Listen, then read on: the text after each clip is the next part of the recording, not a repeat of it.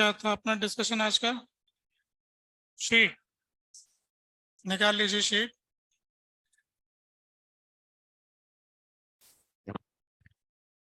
Exercise 2 का part 1 and 2। तो exercise 2 के पार्ट 1 में आ जाइए। तो पहले 10 क्वेश्चन तो पहले हो ही चुके थे, 15 हो चुके थे। तो 16 से शुरू करते हैं। 18 पूछना चाहते हैं? पूछो पूछो पूछो ना, क्या पूछना चाह रहे हो?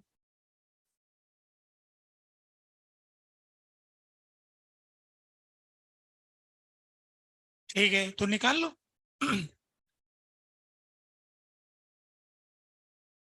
चार्ज, ये तो तुम समझ गए कि चार्ज निकालना है, तो क्या दिक्कत आ रही?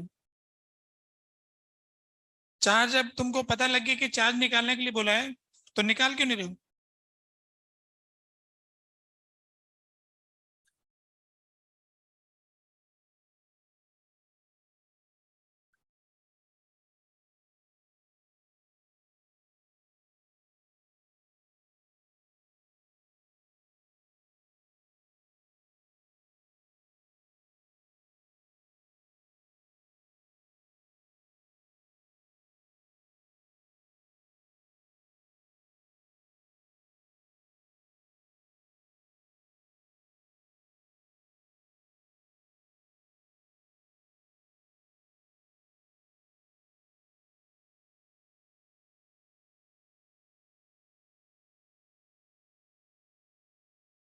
देखो ऐसा है, करना क्या है मैं बताता हूँ।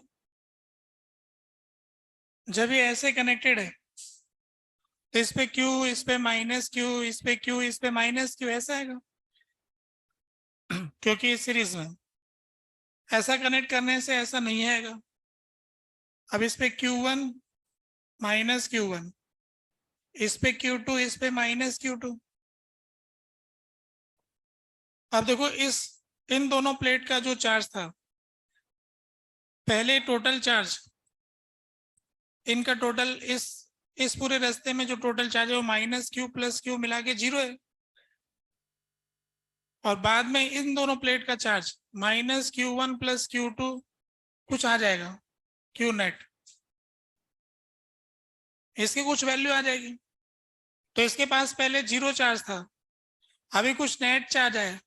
अगर ये दोनों आपस में अदला बदली करते तो टोटल चार्ज तो चेंज नहीं हो सकता है। तो इसका मतलब जो एक्स्ट्रा चार्ज आया ना नेट, वो इधर से आया। तो अपन को क्या करना है कि बाद में चार्ज पता कर लेना है, और पहले पहले वाले चार्ज की जरूरत ही नहीं। ये तो टोटल, इससे तो पता लगेगा कि 0 होगा, तो ये तो हिसाब ही नहीं लगाना है। इस केस में कितना कितना चार्ज आएगा इन दोनों प्लेट का निकाल लेंगे। तो जो भी इनका टोटल सम आएगा वो 0 से जितना भी डिफरेंट होगा उतना इधर से आया होगा।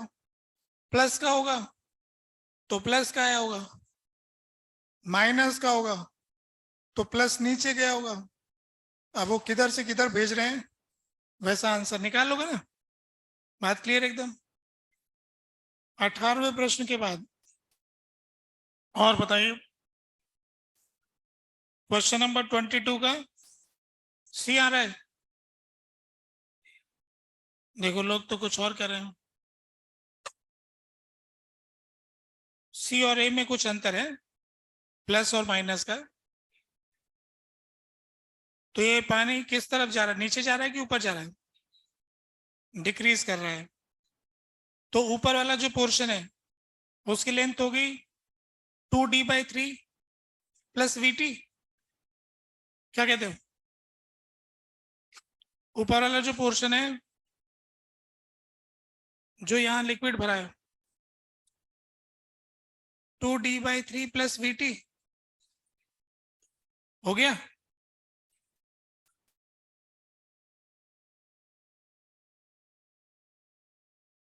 गलती पकड़ में आ गई क्या? ठीक है फिर तो हो गया क्वेश्चन।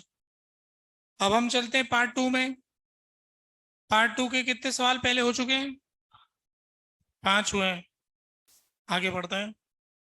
6 से लेके 10 तक कोई है दिक्कत? नहीं है दिक्कत। 11 से लेके 15 तक, तो ये दिक्कत। 13 में दिक्कत, बोलो क्या दिक्कत है? 13 में दिक्कत।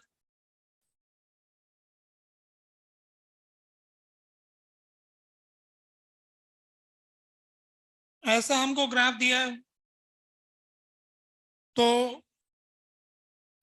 क्वेश्चन में दे रखा है कि इनिशियल चार्ज बराबर है और डिस्चार्जिंग सर्किट है, तो चार्जिंग सर्किट से दोनों को चार्ज किया गया। तो एक तो हो गया E1 C1, तो Q की वैल्यू आ गई E1 C1 is equal to E2 C2, है ना। एक सर्किट का फुल चार्ज E1 C1, दूसरे का E2 C2। अब ये हो रहे हैं डिस्चार्ज। डिस्चार्ज करेंगे तो ये तो इनिशियल चार्ज हो गया, फिर एक टाइम कांस्टेंट के ऊपर कितना बचता है 0.37 क्यू। तो ये टाइम कांस्टेंट, ये 2 का ग्राफ है, ये 1 का है, तो टाइम कांस्टेंट ऑफ 2, ये टाइम कांस्टेंट ऑफ 1 आ गया। कौन सा बड़ा इन दोनों में से? Time constant of 1 is greater than time constant of 2, तो R1 C1 is greater than R2 C2। अब क्या कह रहे हो गया? हो गया फिर। फोर तो पहले ही डिस्कस हो चुका था। क्या पूछना चाहते हो इसमें? स्टेडी स्टेट में चार्ज कैसे आएगा? तो कोई बात नहीं, पहले के चार्ज लिख लो और इस लूप में बहने वाले चार्ज को क्यू मान लो, तो हर एक प्लेट पे charge plus Q minus Q ऐसे पूरे पे लिख देंगे, फिर केवीएल लगा देंगे तो क्यू निकाल लेंगे, तो हर प्लेट का चार्ज आ जाएगा। हाँ, उसमें टाइम लग जाएगा। एक लूप में एक ही चार्ज बहता है, ये विचार लगाओगे तो जल्दी से होगा। एक क्यू निकलेगा, सभी का फटाफट उड़ा जाएगा। अब एक एक प्लेट का चार्ज कंजर्व इसका करोगे उसका करोगे, है ना।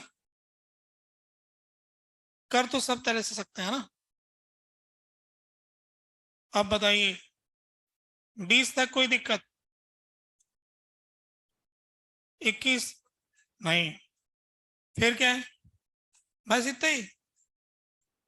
और फिर 21 का ए रह गया। इन PQR the stored electric energy remains unchanged and no thermal energy is developed। P वाले में क्या किया है कि कैपेसिटर को बैटरी से चार्ज किया, फिर क्यू से बैटरी से डिस्कनेक्ट किया, फिर रिकनेक्ट किया। तो ऐसा अपन ने क्लास में किया, यही सवाल तो किया अपन ने। कैपेसिटर को बैटरी से कनेक्ट किया तो EC माइनस EC, फिर बैटरी से उल्टा कनेक्ट किया EC माइनस EC। तो इसमें अपन ने निकाला था बैटरी का वर्क, है ना, लॉस ऑफ एनर्जी, किया तो था क्लास में। आया ना loss of energy, you initial plus work done by battery बराबर यू फाइनल प्लस लॉस। तो यू इनिशियल यू फाइनल तो बराबर बराबर है, तो जो बैटरी ने वर्क किया वही तो नुकसान हो गया, उतना हीट जनरेट हुआ। ये आंसर भी निकाल रखा है मैंने। और कुछ? 16?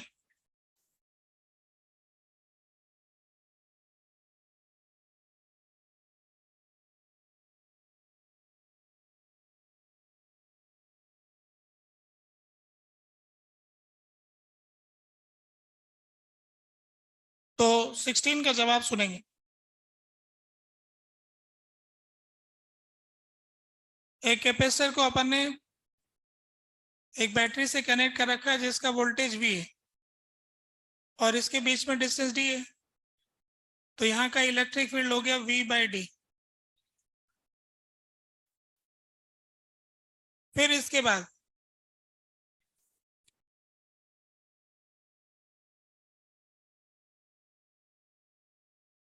अपन ने डाइलेक्ट्रिक ले लिया, अभी भी पोटेंशियल डिफरेंस तो वही है V, और तो इलेक्ट्रिक फील्ड तो अभी भी वही आ गया V/d, क्योंकि पोटेंशियल डिफरेंस वही, डिस्टेंस वही, तो इलेक्ट्रिक फील्ड वही, कोई दिक्कत नहीं। हो गया। इसका कैपेसिटेंस C, इसका कैपेसिटेंस Kc, इस पे चार्ज EC या CV, इस पे चार्ज CV माइनस CV, इस पे KCV minus KCV। Electric field लिखना चाहते तो Q/A/0, तो CV/A/0। इस पे इलेक्ट्रिक फील्ड लिखना चाहते हैं तो 1/K टाइम्स ऑफ Q/A/0, तो 1/K times of KCV A/0। K से K कट गया, ठीक है, सेम ही आ गया ना।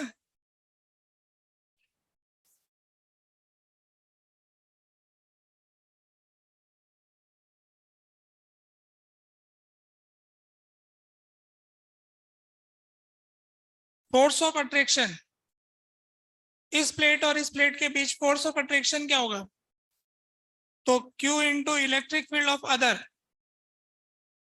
तो दूसरे का इलेक्ट्रिक फील्ड क्या होता है Q/2A/0। तो फोर्स ऑफ अट्रैक्शन हो जाएगा Q² / 2A/0। तो ये जो Q है वो K टाइम्स बढ़ गया, तो force of attraction K² times हो गया। अच्छा, फोर्स निकालते वक्त इलेक्ट्रिक फील्ड इसके बीच का नहीं देखेंगे, इसके बाहर है, ये वाली प्लेट इसके अंदर नहीं, डाइलेक्ट्रिक से बाहर है प्लेट, तो इलेक्ट्रिक फील्ड डाइलेक्ट्रिक के बाहर जो है वो चाहिए, और इलेक्ट्रिक फील्ड पड़ोसी का चाहिए, टोटल नहीं चाहिए, नेट इलेक्ट्रिक फील्ड नहीं चाहिए, सामने वाले का कितना है वो देखना है, ठीक है। तो के चार्ज K टाइम्स हो गया, तो इलेक्ट्रिक फील्ड K², मतलब फोर्स K² टाइम्स हो गया फॉर्मूले से, ठीक है।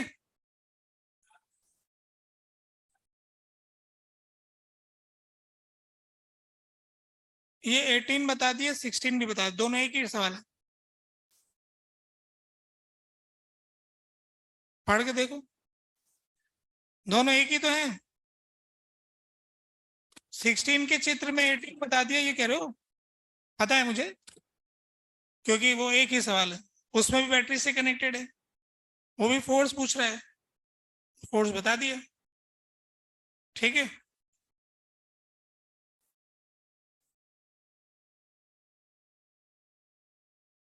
कैपेसिटर के बीच में डाइलेक्ट्रिक,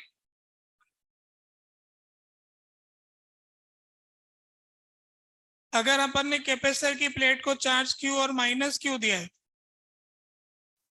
तो इधर उधर घूमने फिरने से, बीच में डाइलेक्ट्रिक रखने से, या इसको निकाल के घर ले जाने से इसका चार्ज नहीं बदलता है ना। हाँ, इसको गिरा दो, आधा काट के रख लो, इधर उधर ले जाओ, प्लेट को तो डिस्टर्ब नहीं किया ना, तो फर्क नहीं पड़ता है।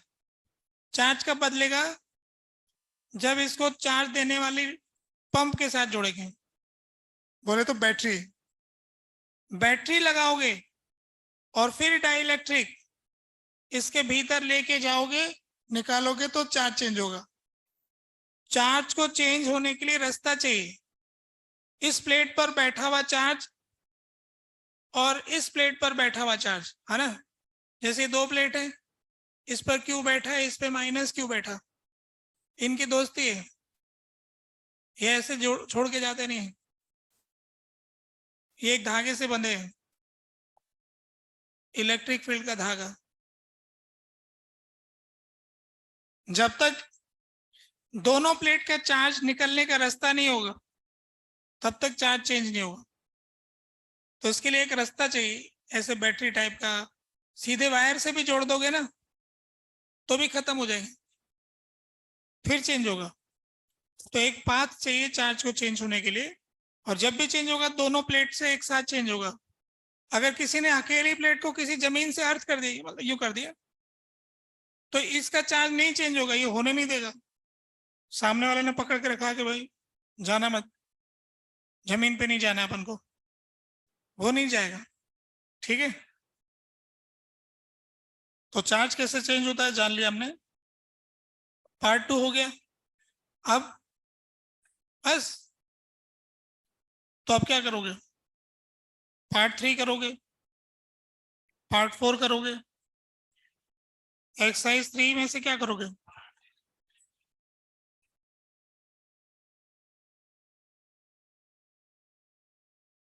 पार्ट 1 कर लेना।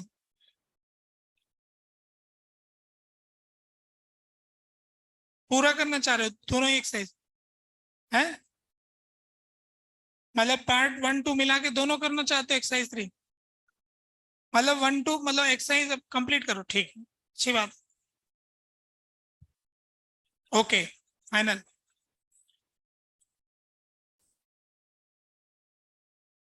तो आगे बढ़ते हैं हम।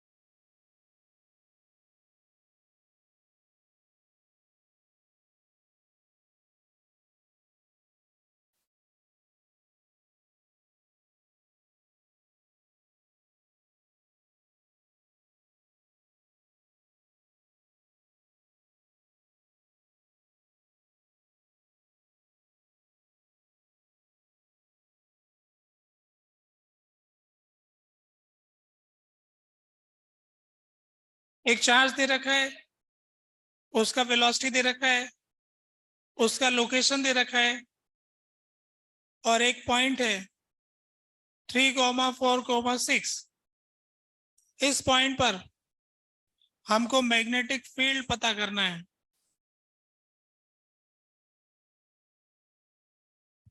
मैग्नेटिक फील्ड मालूम करना है 3,4,6।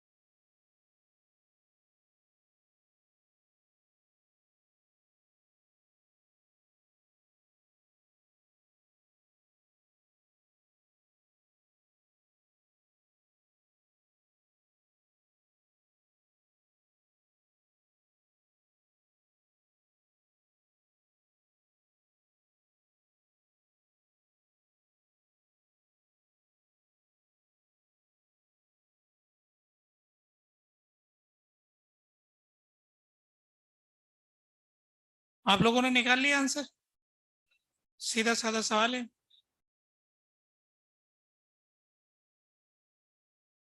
देखो कैसे करते हैं। पहले फॉर्मूला लिख लेते हैं। Mu not upon 4 pi Q V cross are upon R cube, ये फॉर्मूला हम लगाने जा रहे हैं। तो आर वेक्टर जो होता है, जिस पॉइंट पर आप मैग्नेटिक फील्ड निकालना चाहते हो उस पॉइंट का पोजीशन वेक्टर है। वो वेक्टर शुरू होता है उस चार्ज से, तो चार्ज से इसको ज्वाइन करेंगे, ये होगा आर वेक्टर, इस पॉइंट से इस पॉइंट को ज्वाइन करने वाला। तो पहले हम आर वेक्टर पता करेंगे। 3 माइनस 1 2 आई केप हो गया, प्लस 2 जे केप प्लस 3 के केप। अब इसका मैग्नीट्यूड निकालेंगे, तो 4 प्लस 4 प्लस 9 रूट 17, ये हमको पता लग गया। अब हम क्या करेंगे कि v क्रॉस आर निकाल लेंगे। v क्रॉस आर आई जे के, v का वैल्यू 2 माइनस 1 1 और 2 2 3, ऐसा करके v क्रॉस आर निकाल लेंगे। तो v क्रॉस आर की वैल्यू में आई केप में रखेंगे तो -3 -2 -5 आई केप, जे केप में माइनस आएगा ही, 3 दुआ 6, 6 में से 2 गए 4, -4 जे केप,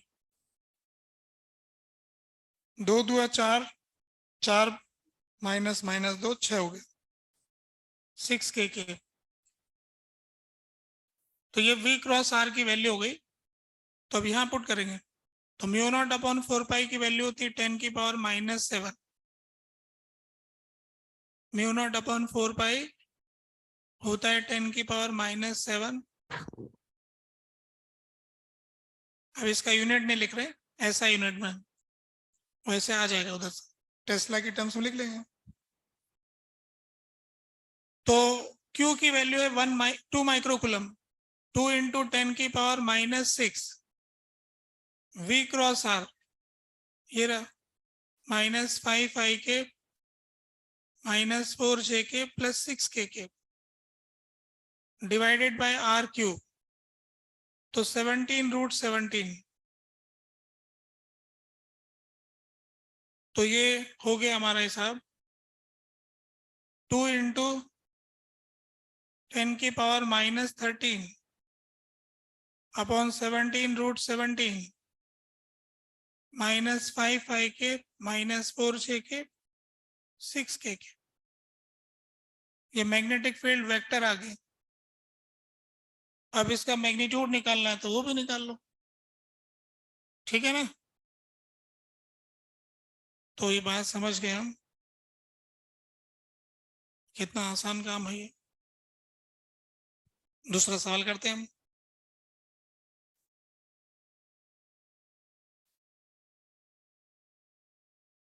क्वेश्चन नंबर 2, एक इलेक्ट्रॉन जो है नीचे गिर रहा था आसमान से, एक इलेक्ट्रॉन नीचे गिर रहा था,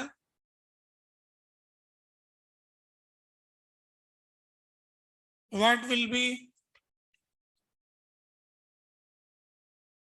direction of magnetic field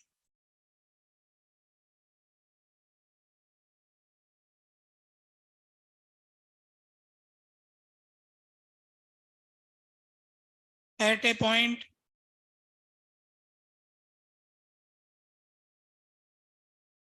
in the plane of electron in horizontal plane.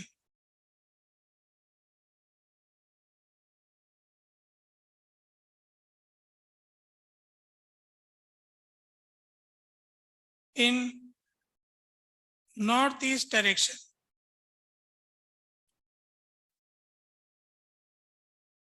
एक इलेक्ट्रॉन नीचे गिर रहा था, उस इलेक्ट्रॉन के प्लेन में नॉर्थ ईस्ट डायरेक्शन में एक पॉइंट है, वहां पर मैग्नेटिक फील्ड की दिशा क्या है बताओ।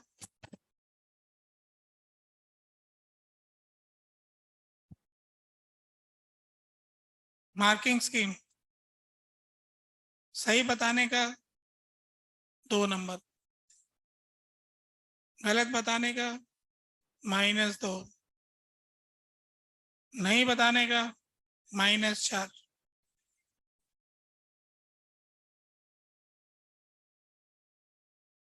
मार्किंग स्कीम से अब नंबर देख लेना किसके कितने आ रहे हैं।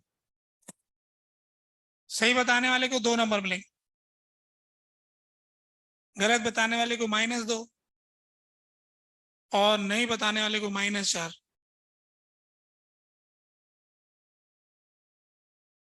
नहीं, ऑप्शन नहीं देंगे।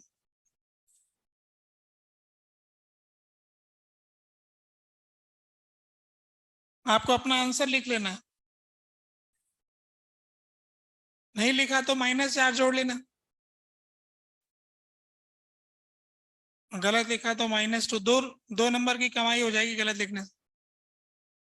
-4 की जगह -2 मिलेगा। सही लिखने से 4 नंबर का फायदा हुआ।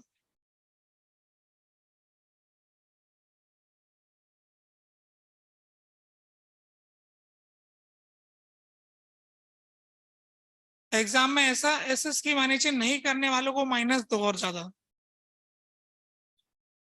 फिर उसके बाद में देखते हैं क्या होता है।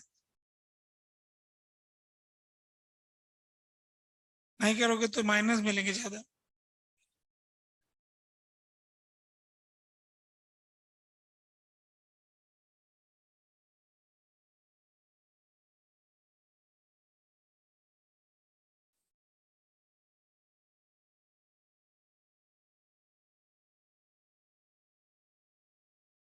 ठीक है, लिख लिया आंसर। सब लोग अपना आंसर लिख लो भाई, क्या है। अच्छा, कैसे लिखें, भाषा नहीं जानते हैं, इधर है उधर है, ऐसे नहीं बोलना इधर उधर है। 10 दिशाएं हैं, इनमें से किसी का नाम ले लेना। North, east, west, south, up, down, north east, north west, south east, south west. 10 दिशाओं में से किसी का ले लेना।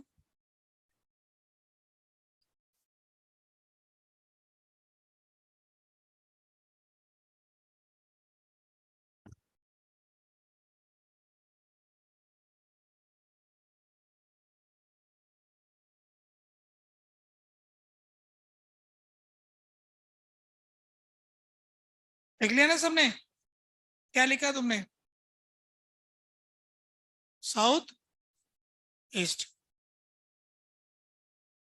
तो एक आंसर है साउथ ईस्ट। किस किस का है साउथ ईस्ट। एक दो, दो विद्यार्थी कह रहे हैं, और कोई कुछ कह रहा है।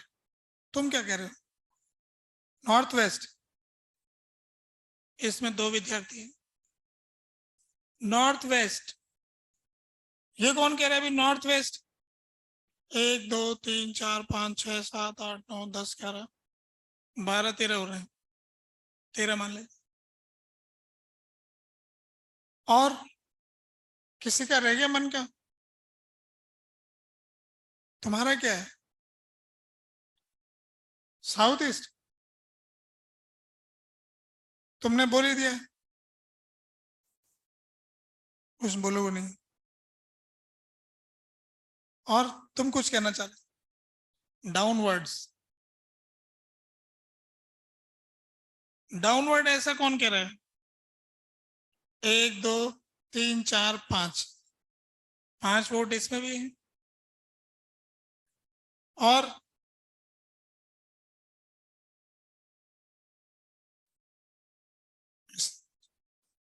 डाउनवर्ड बोले तो इधर।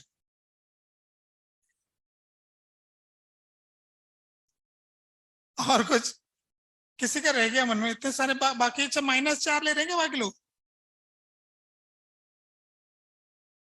साउथ ईस्ट, साउथ ईस्ट में एक बढ़ा लू यूं। चलो, तीसरा विद्यार्थी और हो गया एक। तुम भी बढ़ा, साउथ ईस्ट में जाना चाहो। हाँ, ये इनवर्ट इनवर्ट थोड़ी होता है। इनवर्ट तो किसी ईस्ट वेस्ट नॉर्थ साउथ तो होगा। इनवर्ट आउटवर्ड क्या होता है? ठीक है, क्या बोला? नॉर्थ वेस्ट, एक नॉर्थ वेस्ट में एक और ऐड कर दूं, ये लो, तुम भी ऐड होना चाहते? चलो एक और, ठीक है, हो गया ना फैसला। अब और कोई नहीं रहा, बाकी जो भी रहे वो -4 वाले रहे। ठीक है, तो अपन क्या करते हैं कि सबसे पहले ये 4 दिशाएं दिखा देते हैं। लोगों को दिशाएं नहीं पता अभी तक। Inward outward, east west, north south. कुछ लोग सोचते हैं कि नक्शे में नॉर्थ ऊपर की तरफ होता है, ऊपर थोड़ी होता है, नॉर्थ तो जमीन पर ही होता है।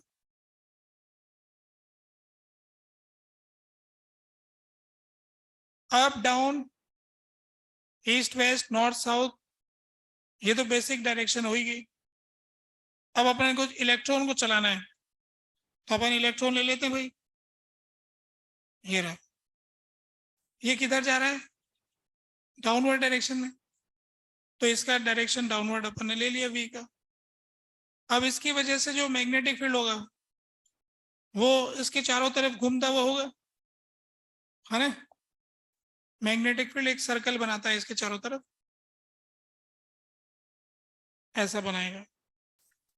अगर ये पॉजिटिव चार्ज होता तो ये राइट हैंड का अंगूठा ऐसे नीचे दिखा दे, और यू होता, क्योंकि हम जानते हैं इलेक्ट्रॉन तो नेगेटिवली चार्ज होता है, तो उसका उल्टा होगा। तो इसमें यू होता है, तो इसमें फिर यू होगा। तो मैग्नेटिक फील्ड लाइंस ऐसे घूमेगी इस तरह से। अब इसमें अपन चलते हैं उस पॉइंट पर जो हमें चाहिए।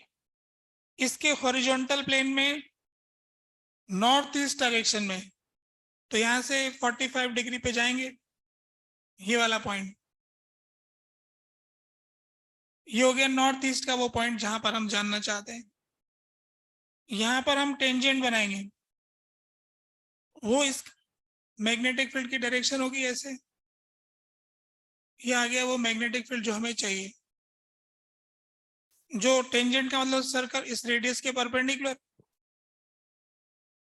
तो अगर हम देखेंगे इसे, तो ये नॉर्थ और वेस्ट के बीच में आ रहा है ना?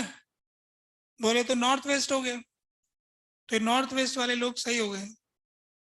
साउथ ईस्ट और डाउन वाले लोग -2 कर लें, बाकी लोग -4 कर लें, है ना?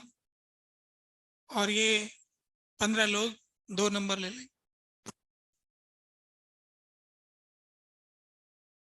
देखो ये एक तरीका था डायग्राम बना के पता करना, पर ये कठिन काम है। ये कोई बात नहीं है, इतना मेहनत करें हम, चित्र बनाए फिर ढूंढते फिरें। ये तो अच्छा खासा प्लेन था, कोई यूं इधर पूछ लेता कि उधर बताओ। फिर ऐसे टेढ़ा मेढ़ा कोई पॉइंट हो जाता तो दिक्कत हो जाती है, तो फिर उसके लिए फॉर्मूला होता है। तो मैं दूसरा मेथड बता रहा हूँ, ये तो हो गया मेथड 1। मेथड 1 तो डायग्राम वाला हो गया। मेथड 2, क्योंकि मैग्नेटिक फील्ड थोड़ा 3D से जुड़ा हुआ है, एक तरह से 3D आ रहा है इसके अंदर, इसलिए इसमें वेक्टर का अच्छा उपयोग करना आना चाहिए। तो हमारे पास इसका फॉर्मूला है यूनिट वेक्टर। तो इसका फॉर्मूला था Q divided by magnitude of Q V cross R upon magnitude of V cross R। ये फार्मूला हो गया मैग्नेटिक फील्ड के लिए। तो अपन को क्या कर लेना चाहिए, V वेक्टर लिख लेना चाहिए। तो ये इलेक्ट्रॉन नीचे जा रहा है, तो नीचे जाने का मतलब इसकी कोई वेलोसिटी V मान लिया, तो V माइनस के केप, तो -V के। जिस पॉइंट पर हमें पता करना है वो पॉइंट जो है 45 डिग्री पर है ना? तो कोई भी लेंथ ले लीजिए R r/√2 i के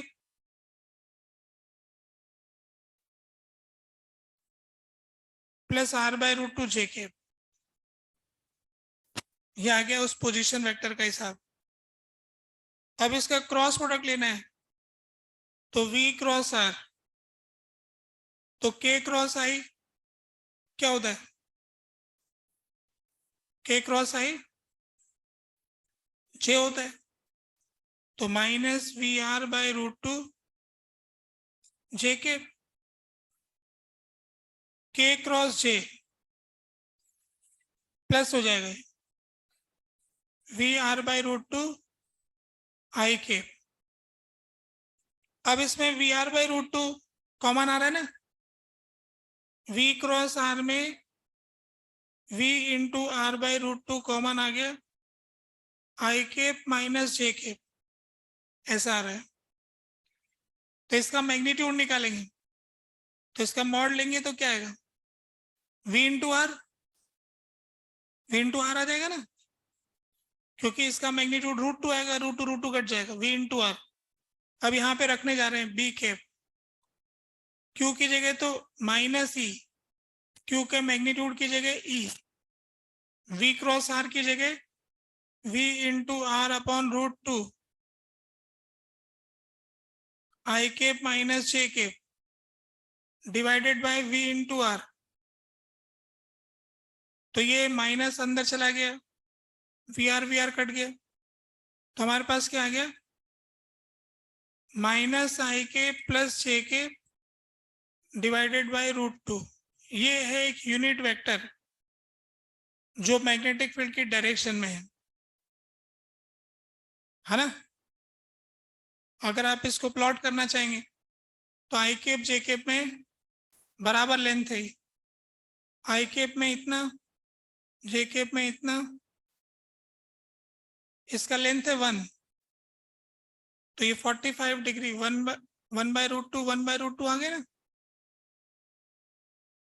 तो ये बी केप वेक्टर आ गया, ये नॉर्थ हो गया, ये वेस्ट हो गया, तो नॉर्थ वेस्ट दिशा इसका जवाब हो गया।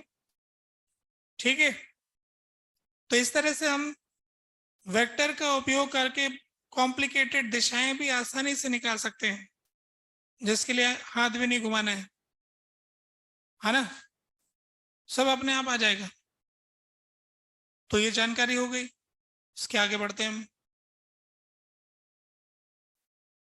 रह गया कुछ नोट करने के लिए?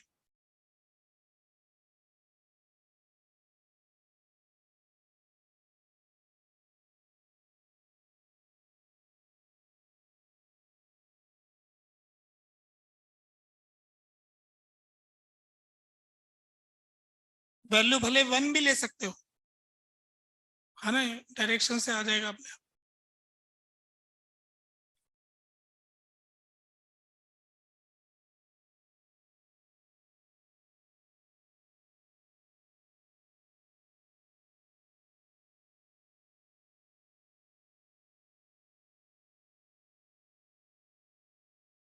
हो गया ना, इसके आगे बढ़ते हैं।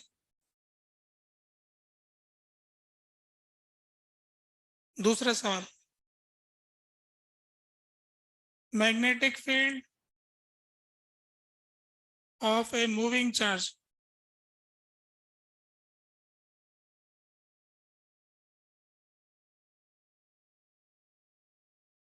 Depends on reference frame, true और फॉल्स? किसी मूविंग चार्ज का जो मैग्नेटिक फील्ड है वो फ्रेम पे डिपेंड करेगा।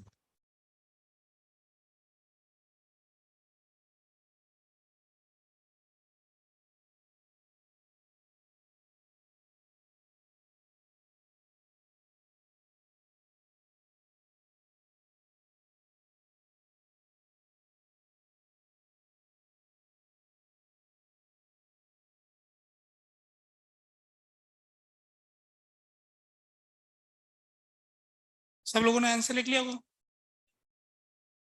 जिनका कहना है कि बात जो है फॉल्स है, वो कौन है? झूठी बात है ये। ऐसा कोई नहीं है। ठीक है, तो फिर कौन कहता है कि सच्ची बात है, ये ट्रू है ये? एक दो ट्रू कहने वाले भी गिनती के लोग, तो पूछ लेते हैं, बता देते हैं सच्ची बात है ये, क्योंकि वेलोसिटी फ्रेम पे डिपेंड कर रही है। तो एक फ्रेम में चार्ज नहीं चल रहा है और एक फ्रेम में चल रहा है। इक्वेशन में लिखने वाली वेलोसिटी ऑब्जर्वर डिपेंडेंट होगी। तो एक फ्रेम में कुछ और मैग्नेटिक फील्ड आएगा और दूसरी फ्रेम में कुछ और मैग्नेटिक फील्ड आएगा। तो मूविंग चार्ज का मैग्नेटिक फील्ड जो है ऑब्जर्वर डिपेंडेंट होता है। ये हमें जानकारी हो गई, नहीं थी तो, और हम वैसे समझ जाएंगे क्योंकि वेलोसिटी डिपेंडेंट, ये बात हो गई।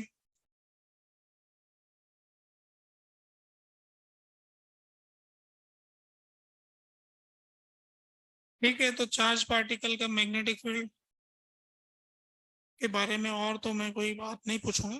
नेक्स्ट हेडिंग पे पढ़ते हैं। मैग्नेटिक फील्ड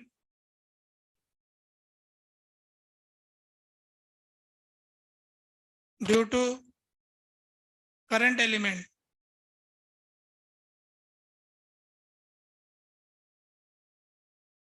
करंट एलिमेंट की वजह से मैग्नेटिक फील्ड,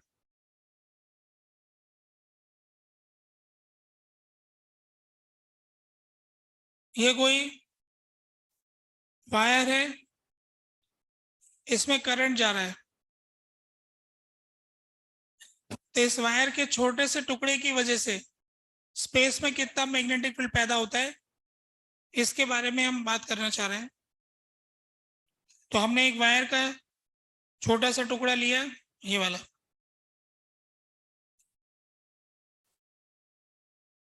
इसको हम कह रहे हैं आई डी एल वैक्टर। देखो करंट तो वेक्टर नहीं था, लेंथ भी वेक्टर नहीं थी, पर करंट लेंथ को गुणा करके एक वेक्टर बना दिया, करंट एलिमेंट वेक्टर, जिसकी डायरेक्शन वही रखी गई जो करंट की डायरेक्शन है, और लेंथ वायर से ले ली, तो आइडियल ये करंट एलिमेंट वेक्टर हो गया। इसकी डायरेक्शन इस तरफ है। इसकी वजह से हम किसी पॉइंट पर जो यहाँ उपस्थित है, इस जगह का मैग्नेटिक फील्ड पता करना चाहते हैं, जो कि इसके साथ थीटा एंगल बना रहा है। सिर्फ इतने से पोर्शन की वजह से उस जगह पर कितना मैग्नेटिक फील्ड है वो हम जान रहे हैं इस फॉर्मूले से। Mu not upon 4 pi I D L cross are upon R cube, या इसको ऐसा लिख सकते हैं, mu not upon 4 pi I D L cross are के अपॉन आर स्क्वायर।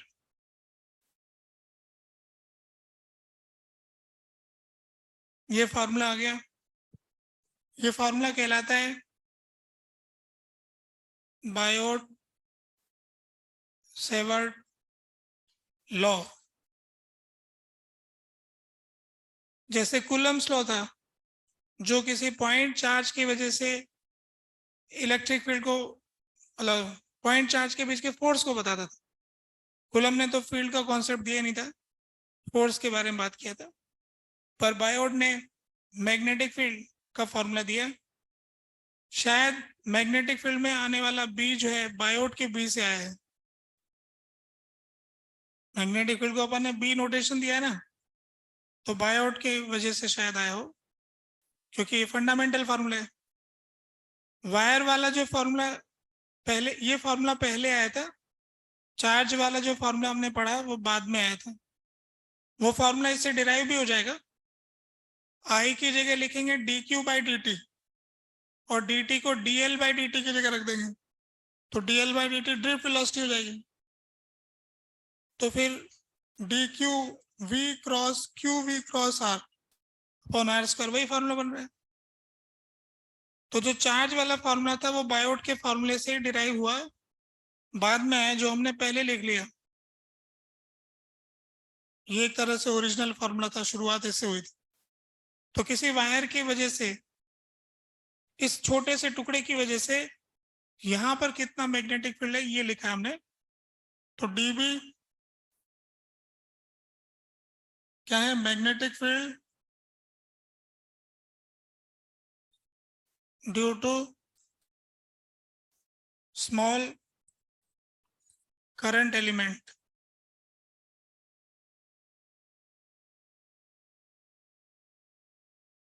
छोटे करंट के टुकड़े की वजह से कितना मैग्नेटिक फील्ड है वो डीबी। आर क्या है? Position of point from current element.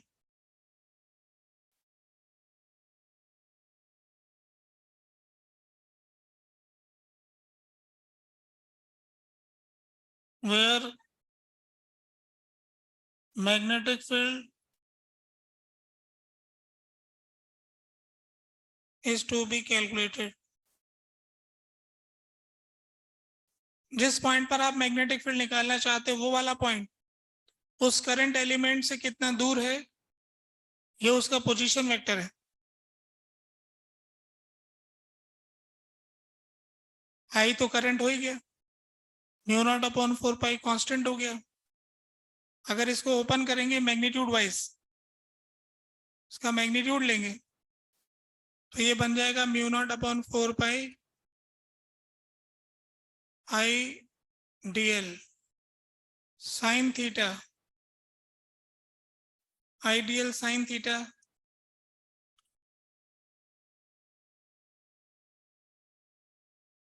Upon are square. I D L sine theta upon are square, ये हो गया डीबी का मैग्नीट्यूड। अगर मुझे डायरेक्शन चाहिए तो फिर वही फॉर्मूला है वापस, इसका यूनिट वेक्टर चाहिए मैग्नेटिक फील्ड का, तो वो हो जाएगा डीएल क्रॉस आर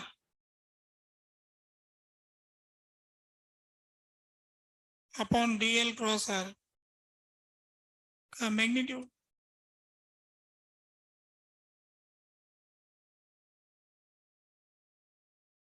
ठीक है, इससे अपन को यूनिट वेक्टर मिल जाएगा मैग्नेटिक फील्ड की डायरेक्शन में। तो मैग्नेटिक फील्ड की डायरेक्शन का यूनिट वेक्टर आ गया, ये उसका मैग्नीट्यूड आ गया। थीटा इसमें क्या है? एंगल बिटवीन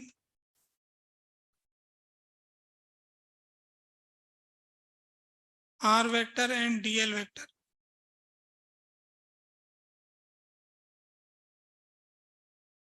अगर हम किसी वायर के एक छोटे से टुकड़े का मैग्नेटिक फील्ड लिख सकते हैं, फिर तो हम सबका ही लिख देंगे, जोड़ जोड़ करके सभी की वजह से लिख सकते हैं।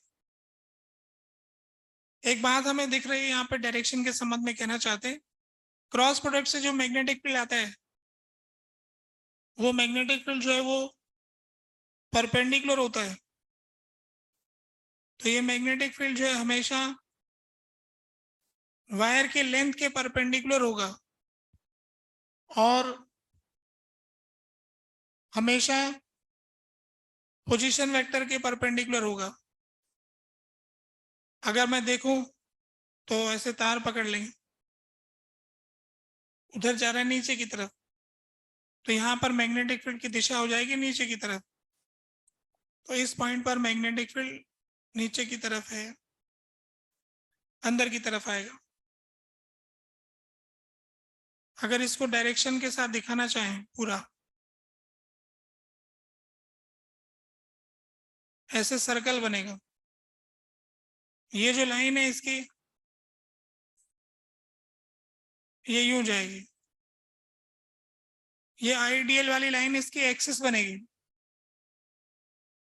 और इसके अराउंड सर्कल बनेगा और उस तरफ नीचे जाएगा।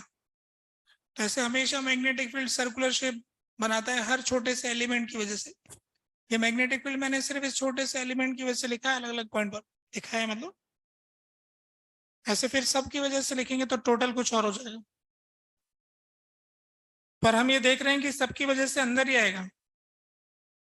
इधर का कोई भी पॉइंट लोगे, अच्छा डीएल क्रॉस आर फॉर्मूले से भी निकाल सकते हैं। फर्स्ट वेक्टर से सेकंड वेक्टर का क्रॉस प्रोडक्ट लेंगे, इस पॉइंट पे चाहिए तो first vector cross second, dl cross r से अंदर की तरफ आ गया। इस थीटा को वेरी करवा के देख लो, यहां से लेके यहां तक, इस वायर के इधर वाली साइड सभी में नीचे आएगा dl cross r, dl cross r. इधर वाली साइड ले लोगे तो डीएल क्रॉस आर बाहर आ जाएगा। ऐसे बताया था ना, ऐसे होगा हमेशा। तो वायर में जिधर करंट जाता है उसके दूसरी तरफ इधर नीचे रहेगा, इधर वाली साइड ऊपर रहेगा। ऊपर जाएंगे तो ऐसा होगा, ये गोल घूमता हुआ ऐसे घूमता रहता है। यानी मैं इधर जा रहा हूँ तो मैग्नेटिक फील्ड मेरे राउंड ऐसे घूम रहा है, यूं। इधर नीचे है, इस साइड में यूं है, इस साइड में ऊपर है, ऐसे हो रहा है। ठीक है,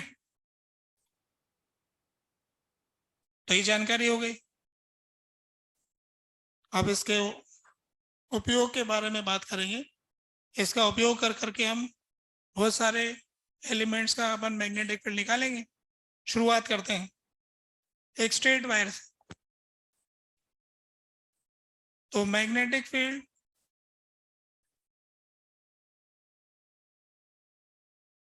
due to straight wire,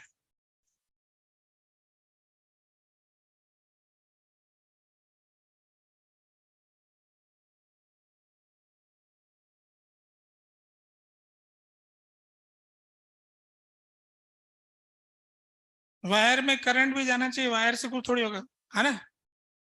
current carrying wire है, तो ये सीधा तार है, इसमें आई करंट जा रहा है। अब इसकी वजह से हम स्पेस के किसी पॉइंट पर मैग्नेटिक फील्ड जानना चाहते हैं, वो पॉइंट यहां पर है। इस पॉइंट की पहचान क्या है कि उसका परपेंडिकुलर डिस्टेंस आर परपेंडिकुलर है। और कैसे जाने हम कि अगर हम उसको दोनों कॉर्नर से ज्वाइन करेंगे तो एंगल बनेंगे अल्फा और बीटा, इधर की तरफ अल्फा और इधर की तरफ बीटा। ऐसा तो हमने पहले भी देखा है। पिछली बार ये वायर चार्ज्ड वायर था, अब की बार ये अनचार्ज्ड है, न्यूट्रल है, पर इसमें करंट जा रहा है। जिस वायर में करंट जाता है वो वायर न्यूट्रल होता है कि नहीं होता है, क्या कहते हो?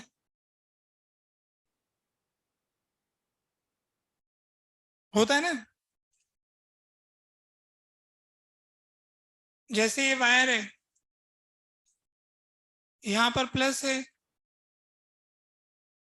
हर वायर में कुछ प्लस है जो फिक्स है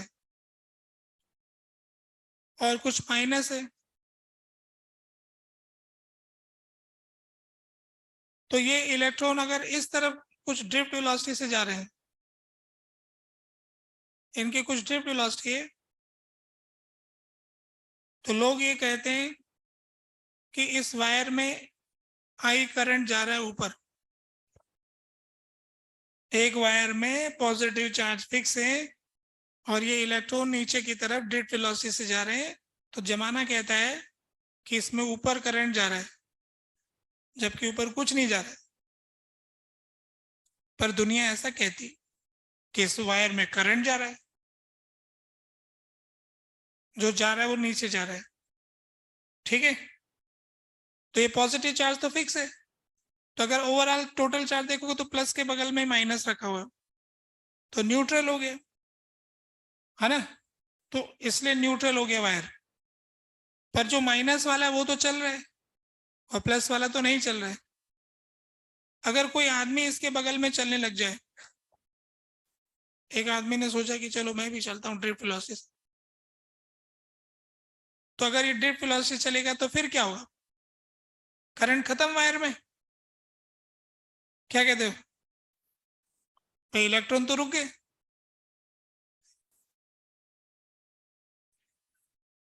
अच्छा, इलेक्ट्रॉन रुक जाएंगे तो क्या हुआ, पॉजिटिव चार्ज ऊपर जाने लग जाएंगे, तो इसके लिए तो वही करंट आ जाएगा, है ना। तो इस वायर का करंट ऑब्जर्वर की वेलोसिटी से इंडिपेंडेंट, तो इस वायर की वजह से आने वाला मैग्नेटिक फील्ड भी फ्रेम से इंडिपेंडेंट, क्योंकि इसके भागने से इलेक्ट्रॉन रुकेगा तो पॉजिटिव भागने लग जाएगा। अगर ये आधी वेलोसिटी से भागेगा तो इलेक्ट्रॉन की वेलोसिटी आधी हो जाएगी, पॉजिटिव चार्ज की वेलोसिटी आधी हो जाएगी, दोनों मिलाकर के ऐड हो जाएगा करंट, फिर वही आ जाएगा। तो इस आदमी के चलने फिरने से करंट नहीं बदलने वाला है, तो इसकी वजह से फिर मैग्नेटिक फील्ड नहीं बदलने वाला है।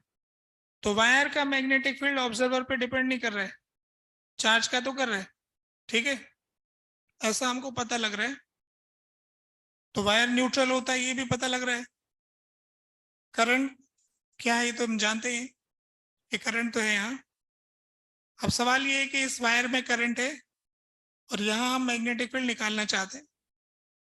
तो जवाब ये है कि ये जो वायर है इसको हम छोटे छोटे टुकड़ों में बांट देंगे, आइडियल आइडियल आइडियल। इन छोटे टुकड़ों में बांटकर देखेंगे अगर, तो पाएंगे ये कि सब को ज्वाइन करते हैं हम, इस पॉइंट से उस चार्ज को तो ज्वाइन कर ही रखा है, इसको ज्वाइन करें, इसको ज्वाइन करें, इसको ज्वाइन करें, इसको ज्वाइन करें, इसको ज्वाइन करेंगे, सबको ज्वाइन करके देखा हमने। तो किसी से एंगल θ1 था, किसी से θ2 था, किसी से θ3 था, किसी से θ4, किसी से θ5, θ6, θ7। तो ideal cross r, ideal cross r, ideal cross r, तो हर छोटे छोटे टुकड़े की वजह से मैग्नेटिक फील्ड अंदर ही आ रहा है, तो टोटल मैग्नेटिक फील्ड यहाँ पर इनवर्ड आ जाएगा। तो हमें सिर्फ एक का लिखना है और फिर डायरेक्शन तो सबकी बराबर ही, इंटीग्रेट कर देना है। अब किसी एक का तो लिखें पहले, कैसे लिखें, ऐसे लिखते, इस पॉइंट पे लिखना था, तो हम यहां से एक छोटा सा एलिमेंट लेते हैं, current element vector I d y, जो कि वाई हाइट ऊंचा है, यहां से वाई ऊंचाई पर एक करंट एलिमेंट वेक्टर है आई डी वाई। इससे इस पॉइंट को ज्वाइन करते हैं, ये हो गया वो आर जो हमें चाहिए, और ये वो थीटा हो गया जो फॉर्मूले में आता है। अच्छा नहीं लग रहा है थीटा, थीटा तो हम इसी को लेंगे, यही अच्छा लगता है। तो ये 90 माइनस थीटा, तो ये 90 प्लस थीटा हो गया। तो अब हमने उस current element I d Y की वजह से इस पॉइंट पर मैग्नेटिक फील्ड लिखना है डीबी। कितना होता है देखो जरा, mu not upon 4 pi I d y sine 90 plus theta upon are square. ये मैग्नेटिक फील्ड का मैग्नीट्यूड हो गया। अब इसका वैल्यू क्या होता है, dB mu not upon 4 pi I. अच्छा देखो इसमें ये वाला डिस्टेंस जो है इसको हमने आर परपेंडिकुलर कहा है, ठीक है, परपेंडिकुलर डिस्टेंस। तो यहाँ से टेन थीटा की वैल्यू आ रही है, y अपॉन आर परपेंडिकुलर, तो y is equal to R perpendicular tan theta, तो D Y R perpendicular sec square theta D theta, R perpendicular sec square theta D theta. तो D Y की जगह R perpendicular sec square theta D theta, sine 90 plus theta होता है cos theta, फिर R square, तो R को हम लिख सकते हैं आर परपेंडिकुलर सेक थीटा, है ना, आर कॉस थीटा इसको लिखा जा सकता है। तो यहां पर आ गया आर परपेंडिकुलर का स्क्वायर सेक स्क्वायर थीटा, काफी सुंदर आ गया ये, कैंसिल होने लायक हो रहा है कुछ, थीटा बीटा चला गया, साइन सेक स्क्वायर थीटा, एक आर परपेंडिकुलर चला गया, तो ये आ गया mu not upon 4 pi I upon are perpendicular, रह गया कॉस थीटा डी थीटा, कर दें ग्रेड, इंटीग्रेट, कहां से कहां तक, माइनस बीटा से अल्फा तक, जान गए हम।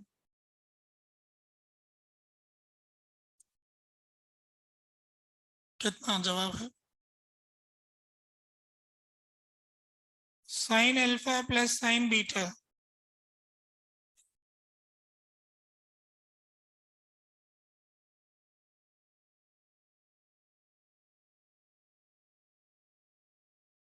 तो इस प्रकार हमने जाना, क्या जाना अभी अगले पेज पे दिखाना है,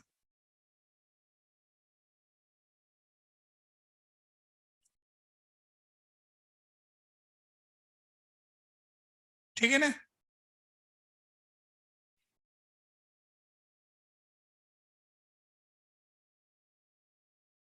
अब ऐसे फॉर्मूले बनते जाएंगे, हम रटते जाएंगे, नहीं रट पाएंगे कोई बात नहीं, दूसरा चैप्टर करेंगे, इसमें नंबर नहीं मिलेंगे। जैसे आपको डिस्क का इलेक्ट्रिक पोटेंशियल का फार्मूला रटा हुआ है, उसकी एक्सेस के ऊपर बताओ भाई, एक यूनिफॉर्मली चार्ज डिस्क जो होती है उसकी वजह से एक्सिस पर जो इलेक्ट्रिक फील्ड होता है, कितना, तुम कितने भाग्यशाली हो ना, तुमसे पूछा जा रहा है।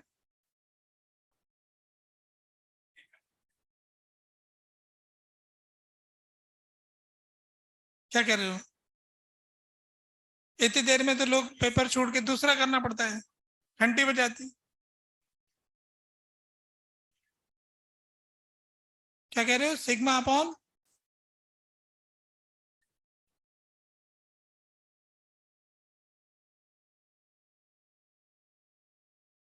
पहले बताओ कि किसका फार्मूला बता रहे हो, पोटेंशियल का कि फील्ड का, electric potential due to uniformly charge disc, अच्छा, sigma by 2 epsilon under root of R square plus X square minus x,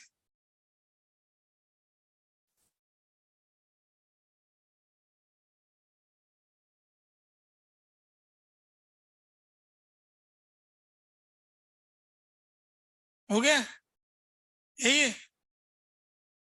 कौन कौन इसका समर्थन करता है, electric potential due to uniformly charge disc जो उसके एक्सिस के पॉइंट पर है, अच्छा, कौन कौन इसका अपोज करता है, बैठो, ठीक है, चलो मैं अगले पेज पे बताता हूँ आगे इसका हिसाब। ये कहना चाह रहा था कि ये जो वायर है, कहने का मतलब ये है कि फॉर्मूले याद है तो फायदा है, फॉर्मूले याद नहीं है ना तो घाटा है, कुछ तो है ही, समय का है किसी का है।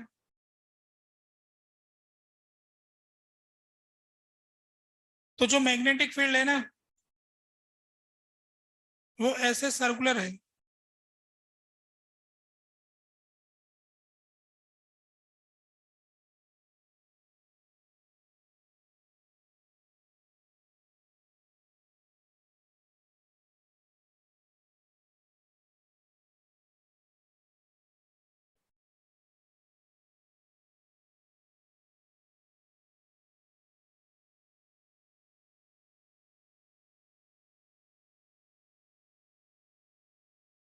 यहाँ पर अंदर की तरफ जा रहा है, यहाँ बाहर की तरफ आ रहा है।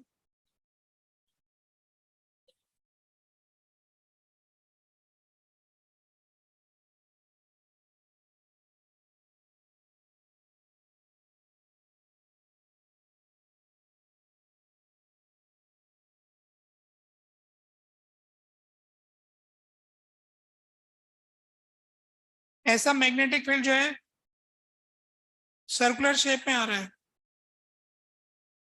ऐसे चारों तरफ घूम रहा है ये, और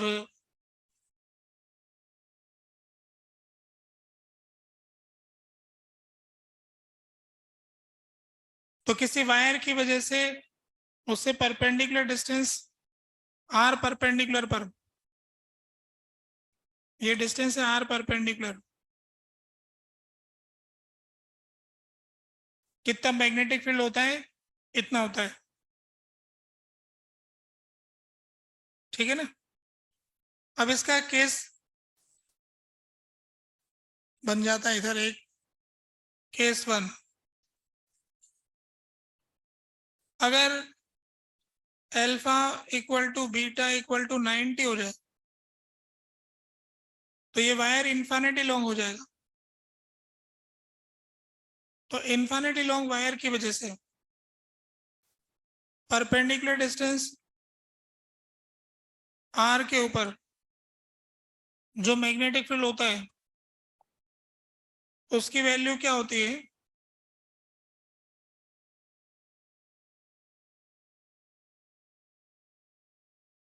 तो यहाँ पर वैल्यू रख देंगे mu not upon 4 pi I upon are perpendicular sine 90 plus sine 90। तो इसका आंसर आ गया mu not I upon 2 pi r, 2 cut जाएगा एक, तो mu not I upon 2 pi r, ये मैग्नेटिक फील्ड आया।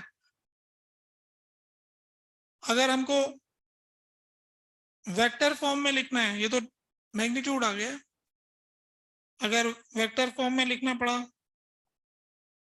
तो हम ये जानते हैं कि मैग्नेटिक फील्ड जो है वो मैग्नीट्यूड इनटू यूनिट वेक्टर होता है। मैग्नीट्यूड आपके पास है, अब यूनिट वेक्टर और चाहिए, तो इस वायर में कोई भी पॉइंट ले लो, उससे इसका पोजीशन वेक्टर लिखोगे तो डीएल क्रॉस आर से इसका वैल्यू आ जाएगा। तो बी केप की जो डायरेक्शन है वो एक तरह से कह सकते हो कि आई केप क्रॉस आर, या करंट को एक वेक्टर मान लो आप, I cross are upon I cross R का मैग्नीट्यूड। आई वेक्टर ले लो एक और एक आर वेक्टर ले लो, तो आई क्रॉस आर से डायरेक्शन अपने आप आ जाएगी। आर वेक्टर इस वायर के किसी भी पॉइंट से इसको ज्वाइन कर लो, कोई दिक्कत नहीं है, ठीक है। तो हमने लिखा है B into B cap, magnetic field को लिखा है बी इंटू बी केप। तो बी निकालने के लिए म्यू नॉट अपॉन 4 पाई लिखने में तो क्या जाता है 2 पाई, आई की जगह आई रख देंगे। आर परपेंडिकुलर निकालने में दिक्कत आ सकती कभी, तो आर परपेंडिकुलर भी कैसे निकालोगे, तो आर परपेंडिकुलर निकालने का मतलब होता है I vector cross R vector का magnitude divided by I vector का magnitude, I R sine theta, है ना। देखो करंट कोई वेक्टर नहीं होता पर अपन बना रहे हैं,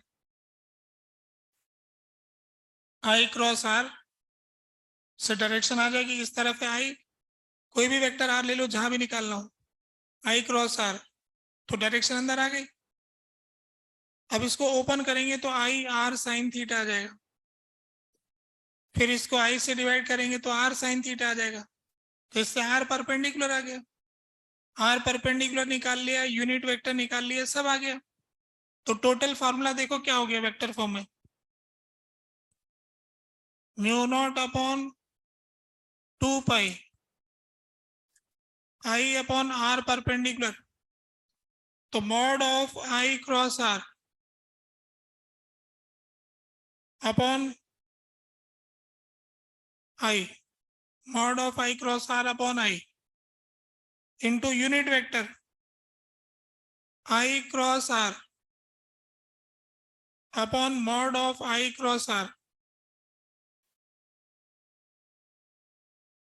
ये आई चला गया ऊपर, आई क्रॉस आर स्क्वायर हो गया, तो मैग्नेटिक फील्ड क्या है,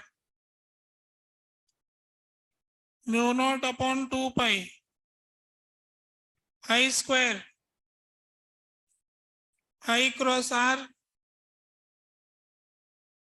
अपॉन आई क्रॉस आर के मॉड का स्क्वायर। कुछ इस तरह से आ गया मैग्नेटिक फील्ड वेक्टर। तो फॉर्मूला तो था सीधा साधा, mu not I upon 2 pi r, बहुत सारी जगह सीधा ही लग जाएगा, पर कभी कहीं दिशा की जरूरत पड़ गई, कुछ जगह तो हाथ घुमा के पता कर लोगे। कैसे हाथ घुमाना है, करंट वाला तार पकड़ लेना है,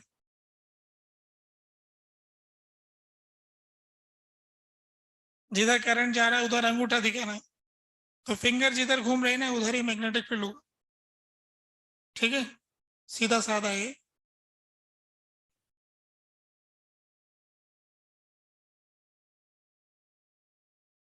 तो केस 1 ये कि अगर ऐसा वायर है तो कैसा होगा ना, इसको इनफाइनाइट लेंथ वायर बोलते हैं हम। ये इनफाइनाइट लेंथ वायर का जवाब हो गया, ये मैंने वेक्टर फॉर्म में लिख दिया, जटिल फॉर्म में लग रहा है, देखते हो है ना, ये सरल है।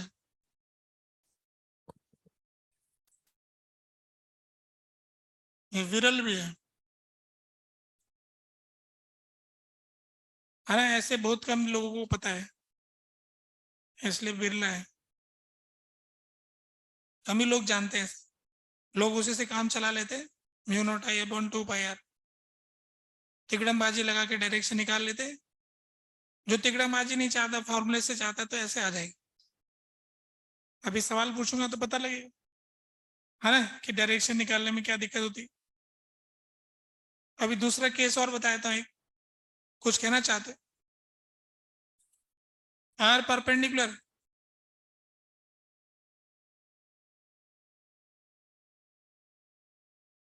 यहां से ये आर ले लिया, ये वाला एंगल थीटा है, तो आर परपेंडिकुलर हो गया आर साइन थीटा। तो इस क्रॉस प्रोडक्ट को ओपन करेंगे तो I R sine theta divided by I करेंगे तो बचेगा R sine theta. R sine theta को आर परपेंडिकुलर से पुकारा गया है, वही क्या है, ठीक है ना। कभी कभी आर साइन परपेंडिकुलर डिस्टेंस निकालना भी भारी पड़ जाता है, तो फॉर्मूले से निकाल रहे हैं वो भी। तो परपेंडिकुलर डिस्टेंस फॉर्मूले से निकाला है, यूनिट वेक्टर फॉर्मूले से निकाला है, सब गुणा करके रख दिया, अब अपने आप ही आ जाएगा सब कुछ। अब इसमें ये आर क्या है, इस वायर से के किसी भी पॉइंट से पोजीशन वेक्टर ले लो, कहीं से भी ले लो, कोई दिक्कत नहीं है, क्योंकि अपने आप ही वो परपेंडिकुलर डिस्टेंस आ जाएगा, अपने आप ही डायरेक्शन भी आ जाएगी। ठीक है, सेकंड केस ले रहे थे, case second, alpha 90 beta 0 semi infinite wire, एक तरफ तो अनंत है और एक तरफ अंत है, मतलब इसका एंड आ गया।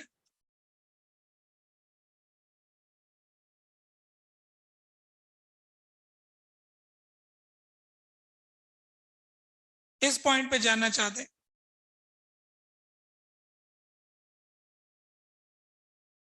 तो यहां पर मैग्नेटिक फील्ड ऐसे घूमेगा,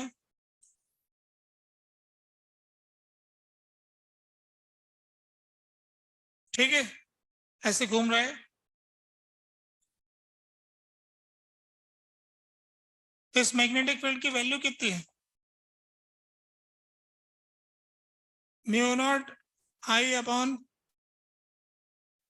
4 pi r perpendicular, sine 90 plus sine 0, तो 1 आ गया ना वहां पर, तो बस ये लिख दिया। अब ये 2 स्पेशल केस ले लिए, बाकी तो अब थीटा वीटा होते रहेंगे, हम निकालते रहेंगे, जैसे कि हम इस सवाल में निकाल के दिखाने जा रहे हैं आप लोग।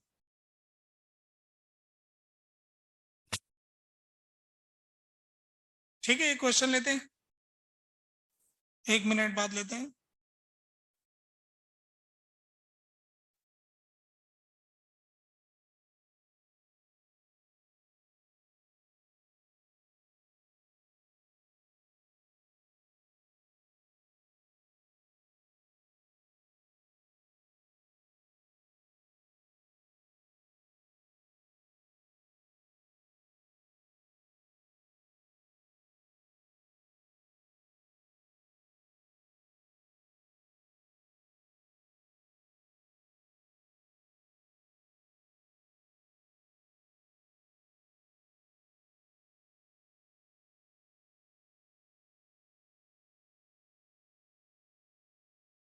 एक वायर है जिसमें आई करंट जा रहा है, इसके इस एंड से 120 डिग्री दूर एल डिस्टेंस पर एक पी पॉइंट है, इस वायर का लेंथ भी एल है।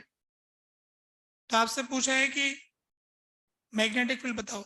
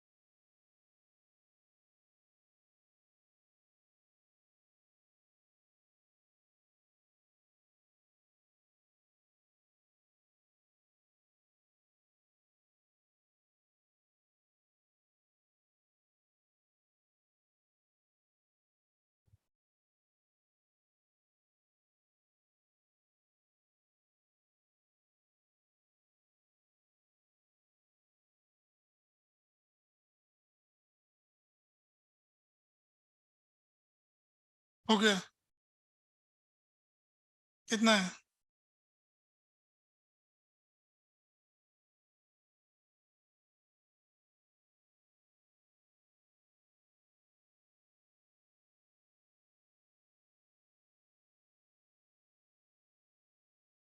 Mu not I 2 minus root 3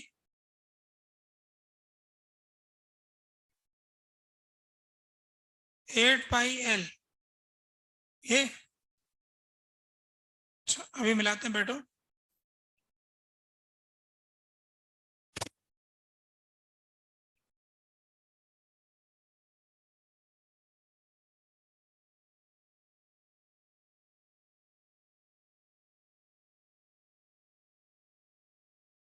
आप देखो कि फॉर्मूला कैसे लगाया जाता है।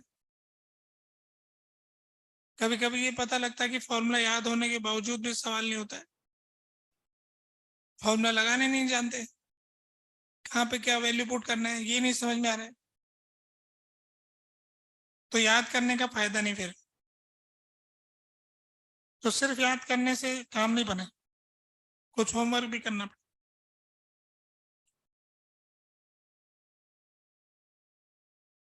हमको क्या करना पड़ता है कि है ना, दोनों कॉर्नर को ज्वाइन करना होता है। कॉर्नर को ज्वाइन कर लिया हमने, ज्वाइन करने के बाद ये पता चला कि ये लेंथ एल है, ये लेंथ एल है, तो ये आइसोसेलेस ट्रायंगल हो गया। इससे हमें ये पता लग गया कि ये दोनों एंगल 30-30 हो गए, 30-30 डिग्री ये एंगल की जानकारी हो गई। पढ़े लिखे लोग समझते ही है ना। पहले भी ऐसा किया हुआ एक सवाल याद आ रहा है ना। ठीक है, फिर इसके आगे देखो। फिर हमें क्या करना पड़ता है कि वायर के ऊपर एक परपेंडिकुलर डालना होता है, क्योंकि फॉर्मूले में आर परपेंडिकुलर चाहिए। तो ये वाला एंगल 60 डिग्री हो गया, तो ये 30 हो गया। तो आर परपेंडिकुलर हो गया एल कॉस 30।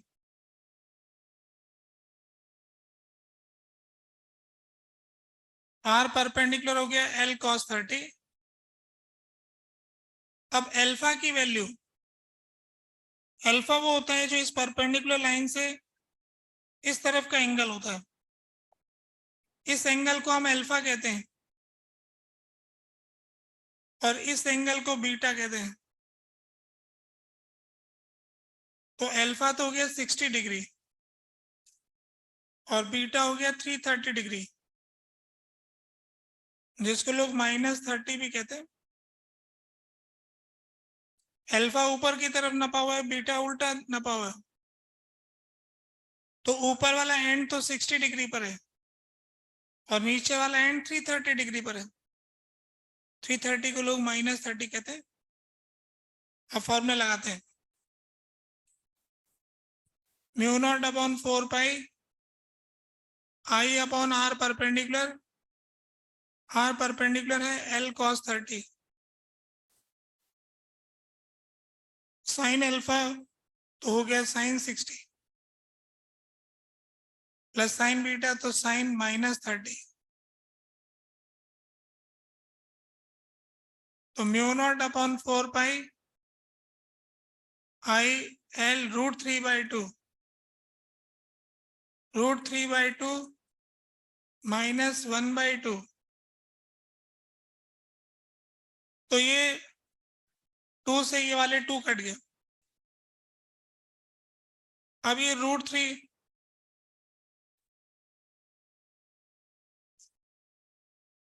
ऊपर नीचे गुणा कर लेता हूं, तो ये आ जाएगा mu not I upon 12 pi L. तो 3 माइनस √3।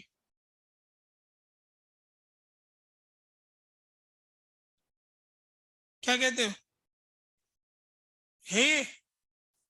ये निकाला आप लोगों ने? कितना आसान काम है। फॉर्मूला लगाओ, वैल्यू पुट करो। चलो हम दूसरा सवाल करेंगे, ये तो हम समझ ही गए। अगले पेज पे चलते हैं, नोट करना है।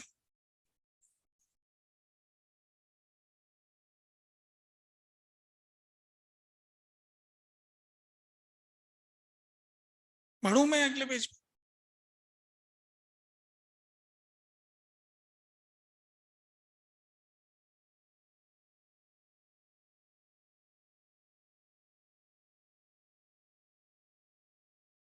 दूसरा सवाल ये है कि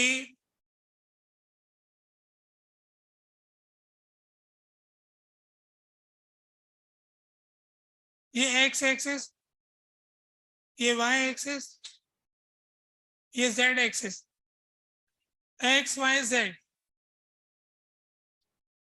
अब हमारे पास एक वायर है जो एक्स वाई प्लेन में है,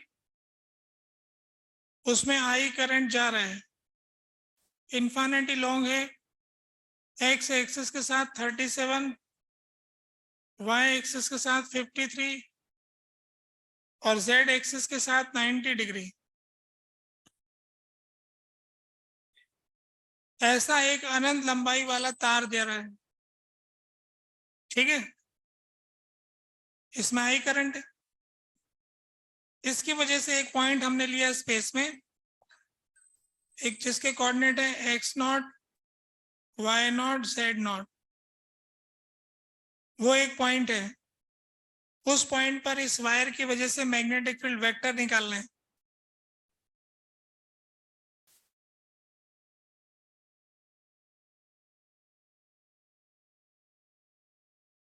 पी पॉइंट पर इस वायर की वजह से कितना मैग्नेटिक फील्ड आएगा?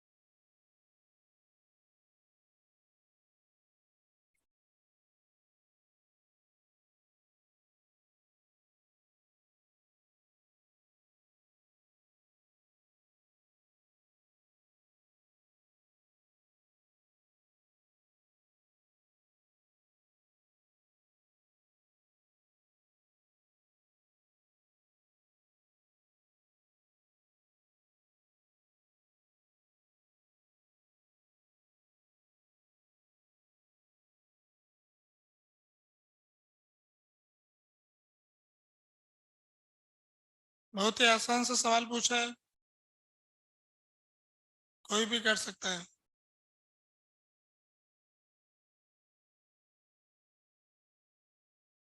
एक्स एक्सिस के साथ 37, वाई एक्सिस के साथ में 53, जेड एक्सिस के साथ 90 डिग्री।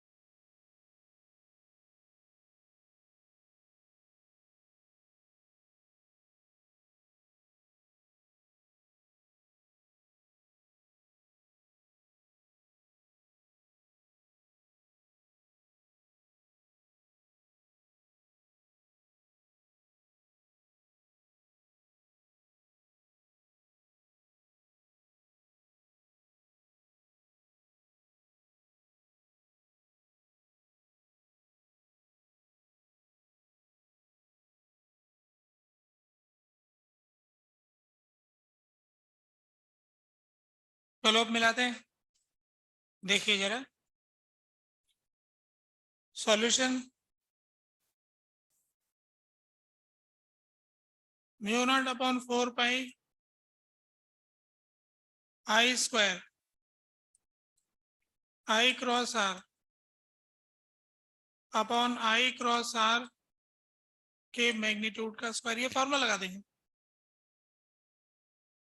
कुछ सोचना नहीं, सिर्फ दो वेक्टर लिखने हैं, एक आई वेक्टर और एक आर वेक्टर, क्रॉस प्रोडक्ट लगाएंगे, सॉल्व कर देंगे, सब आ जाएगा।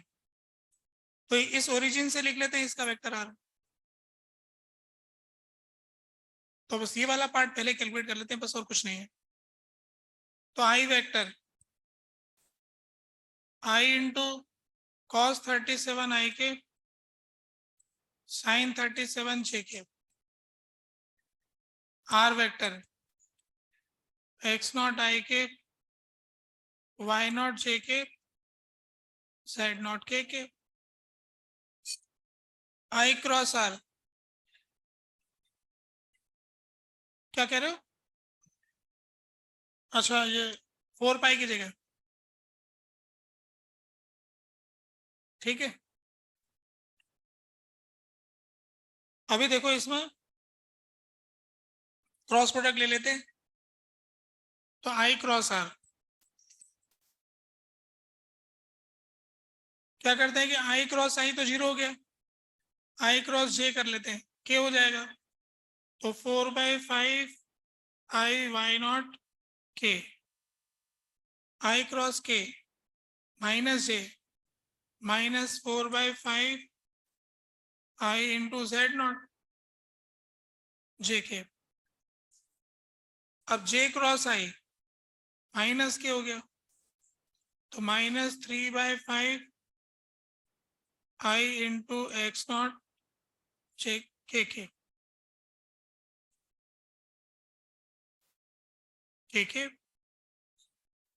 जे क्रॉस आई हो गया, जे क्रॉस जे जीरो हो गया, जे क्रॉस के आई हो गया, तो plus 3/5 I not I into Z not J cross के आई। इस तरह से आई क्रॉस आर का वैल्यू आ गया। अब आई क्रॉस आर का मैग्नीट्यूड चाहिए, आई क्रॉस आर में से I/5 सब जगह से कॉमन आ रहा है ना, तो I/5 तो बाहर आ गया। अब ये आई के वाला एक टर्म है 3Z0, तो 3Z0 का स्क्वायर 9Z0 स्क्वायर। अब जे के वाले में 4Z0, तो ये हो गया 16Z0 का स्क्वायर। फिर के वालों में 2 है, तो प्लस 4Y0 माइनस 3X0 का स्क्वायर, इसका अंडर रूट।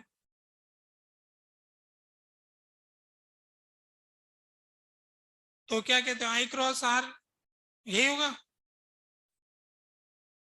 ठीक है ना। अब इसको थोड़ा और सिंपल कर सकते हो, 25Z0 स्क्वायर, इसको तो ऐसे रहने देते हैं। तो फाइनल आंसर लिखने जा रहे हैं μ0/2 देखो आई स्क्वायर लिखा ना, तो नीचे एक आई आ गया, और इसका अच्छा स्क्वायर करना रह गया, इसका स्क्वायर होगा ना वहां पर, तो वो वाला आई स्क्वायर इस आई स्क्वायर से कट जाएगा, और ये डिवाइड करेंगे तो 25 ऊपर आ जाएगा, तो ये 25, और ये वाली टर्म से गुणा हो जाएगा, तो इसमें से I0/5 बाहर आ गया, तो ये 5 कट जाएगा, तो 5 I0 बचेगा ऊपर, 5 आई बचा ऊपर। फिर आई के में देखो क्या था, आई के में था 3Z0, जे के में था -4Z0, के में था 4Y0 -3X0 के डिवाइडेड बाय 9Z0 स्क्वायर 25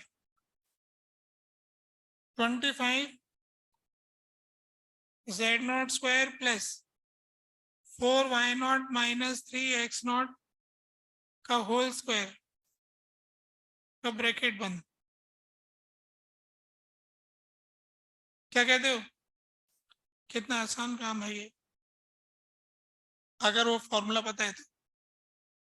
नहीं पता है तो फिर हाथ घुमाते रहो। यहां से आपको परपेंडिकुलर डिस्टेंस ढूंढना पड़ेगा, फिर उसका जो मैग्नेटिक फील्ड आएगा वो यू होगा इस तरफ, तो ये वायर ही टेढ़ा सा जा रहा है, फिर उससे परपेंडिकुलर, और फिर उसका उधर, और X0 Y0 Z0 तो न जाने कहाँ है। तो ये ऐसे आसान नहीं है, फिर हाथ घुमाने से नहीं आ सकता है। है ना, फॉर्मूले से आ सकता है, फॉर्मूला हमने लगा दिया। तो आपने सीखा कि फॉर्मूले का इंपॉर्टेंस है ये। क्रॉस प्रोडक्ट का यूज है पूरे मैग्नेटिक फील्ड में एक तरह से डायरेक्शन निकालने में। फॉर्मूले में क्रॉस प्रोडक्ट क्या करें, है ना। तो अभी यहीं रोक देते हैं आज। होमवर्क तो आपके पास है ही सफिशिएंट, शीट निपटाने वाला। जो भी बचा है बस HLP नहीं दिया भाई, ठीक है, बाकी सवाल दे दिया है। एक्सरसाइज 2 के रिमेनिंग क्वेश्चन और एक्सरसाइज 3 कंप्लीट कर लेना, कैपेसिटर चैप्टर की।